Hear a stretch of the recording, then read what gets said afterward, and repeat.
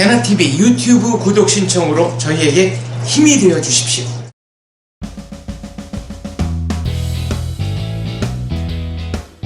네, 안녕하세요. 배나TV 시청자 여러분. 인터뷰 텔라 진행을 맡은 김연주입니다. 오늘 제4회에서는 문학교과서 속에 주입되는 인간소외에 대해서 파헤쳐 볼 텐데요. 교육계에 행동하는 지성, 한국자유연합의 홍수연 사무총장님 모셨습니다.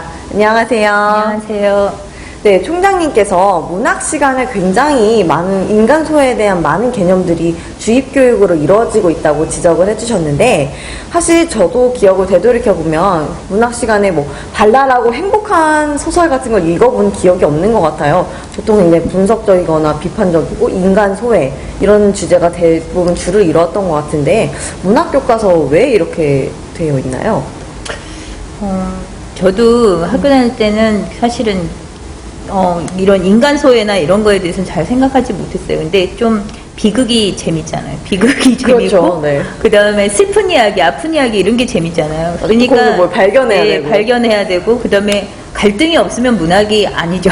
소설도 안 되고 그러니까 우리가 이야기를 가지고 가려면 갈등이라는 게 있어야 되는데, 근데 이 갈등이라고 하는 걸 이제 어떤 관점에서 어떻게 보느냐가 중요한 것 같은데, 이거를 전부 천편일률적으로 인간 소외에다가 지금 포인트를 맞춰서 좀 주제를 뽑지 않나, 교육 과정에서 그런 생각이 좀 많이 들었습니다.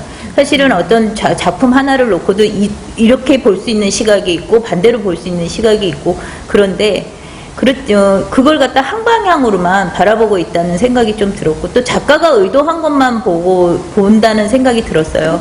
예를 들어서 그냥 쉽게 좀 설명을 하자면, 본부인하고 첩이 있는데, 본부인이 굉장히 열심히 일을 해가지고 이렇게 막 해서 남편이랑 같이 돈을 벌었는데, 남편이 어느 날 돈 많이 벌고부터 첩이 하나 생겨가지고, 그런 경우도 나오나요? 그런 첩은 나쁜 첩인 것 같잖아요. 네. 그런데 또 그게 아니라 막 그 첩이 굉장히 어렵고 힘들게 사는 처녀인데, 어떻게 자기가 동생들이랑 이런 걸 원해가지고 돈 있는 아저씨 만나서 뭐 어떻게 하는데 본부인이 이 첩을 괴롭힌다 이러면 본부인이 나쁜 것 같잖아요. 그런 소설이 있는 것은 아니죠?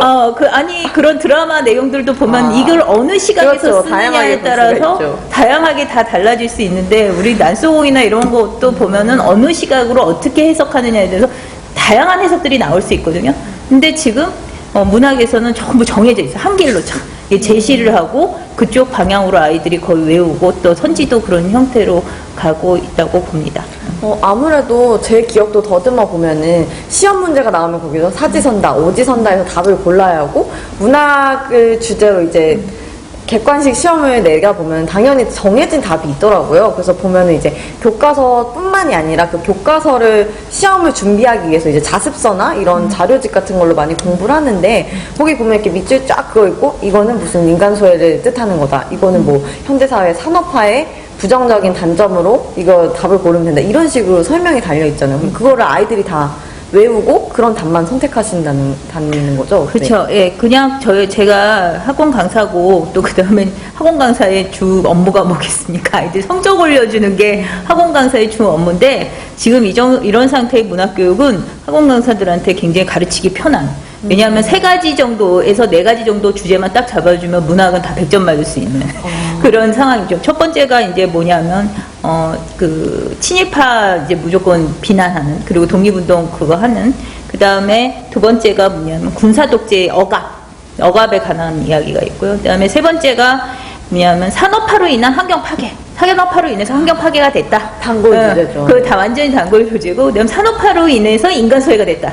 요 정도만 알고 있으면은 우리나라 문학의 전부를 아는 것 같고, 또 그거 말고는 없는 거라고 아이들이 생각하기가 쉽죠. 예. 좀 되게 안타까운 것 같은 게, 소외라는 주제를 가지고도 굉장히 아름다운 문학이 나올 수 있고, 인간의 고독함이나 그런 소외로 다양한 세상이 정말 많은, 꼭 우리나라 문학이 아니어도 많잖아요. 네. 그런데 꼭 마치 현대사회, 산업화, 그리고 자본주의의 폐해로 이제 인간 소외가 발생한 것처럼 얘기를 하고 있네요.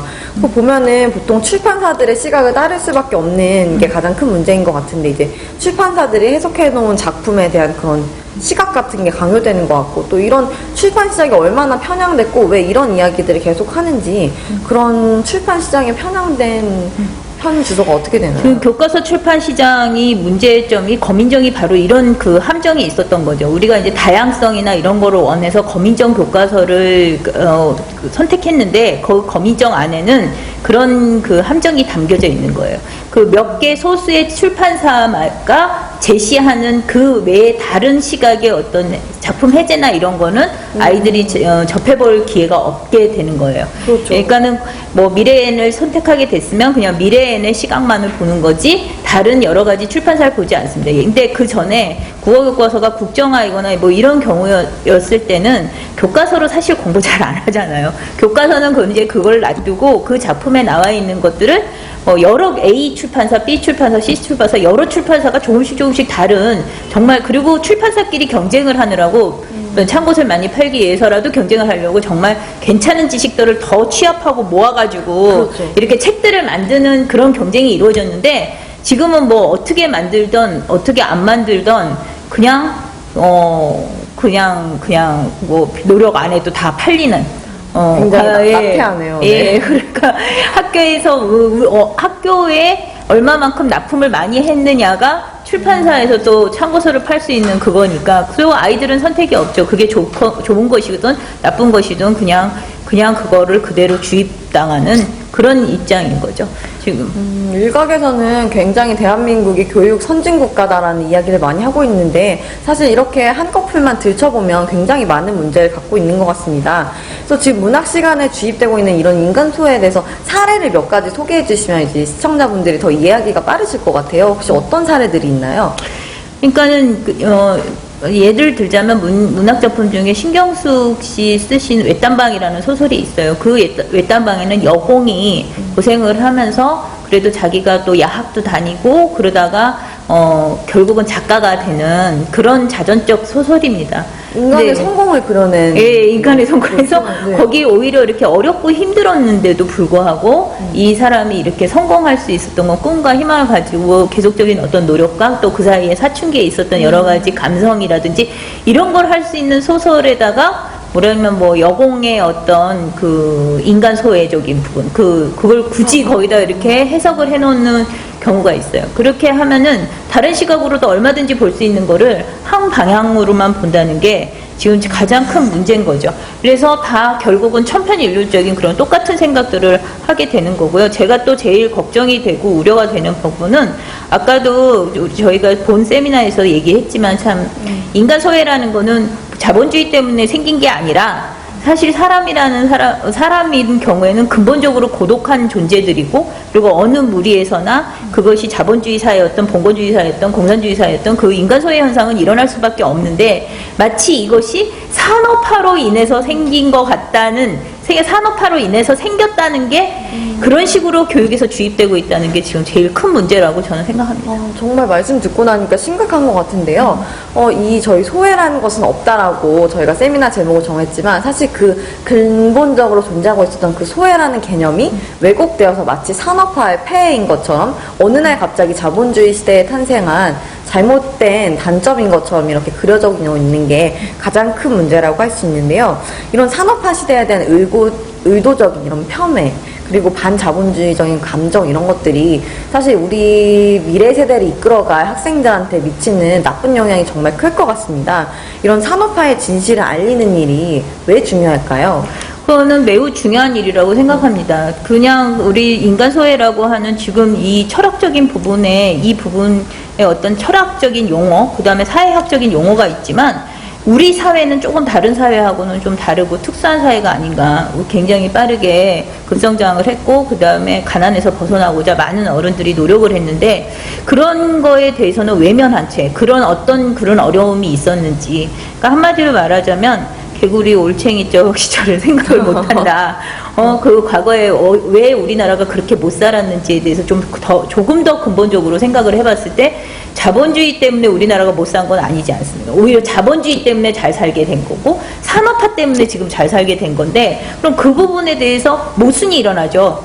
자기가 실제로 학교에서 배웠던 그것과 나가서 현장에서 우리가 회사 생활을 해서 이제 여기 계시는 우리 사회자님도 김현주 씨도 느끼실 텐데, 그게 좀 다를 수 있는 모순이 일어나면은 자기가 그거를 경험을 통해 갖고 깨달았을 때는 어떻게 되냐면 시간이 너무 많이 허비가 된다는 거죠. 오히려 청춘을 허비할 수 있는 경우가 더 많다고 저는 봅니다. 그러니까는 현실에 대해서 조금 더 현실감 있는 교육을 해야지 되는 것이 맞다고 생각을 해요. 이론적인 교육보다는 현실적으로 우리가 어떻게 적용을 시키고 어떻게 할 것인가, 그런 이론적이고 좀 깊이 있고 전문성 있는 교육은 대학에 가서 또 받으면 되고, 중고등학교에서는 일반적으로 우리가 다 공동체에서 살아가기 위한 그런 그 수준의 교육이 진행되어야 된다고 생각합니다. 네, 사무총장님 말씀이 왜 산업화의 진실을 아이들에게 제대로 가르치는가 중요한지 설명을 해주셨는데, 그 말씀에서 학생들을 생각하시는 마음이 정말 느껴졌어요.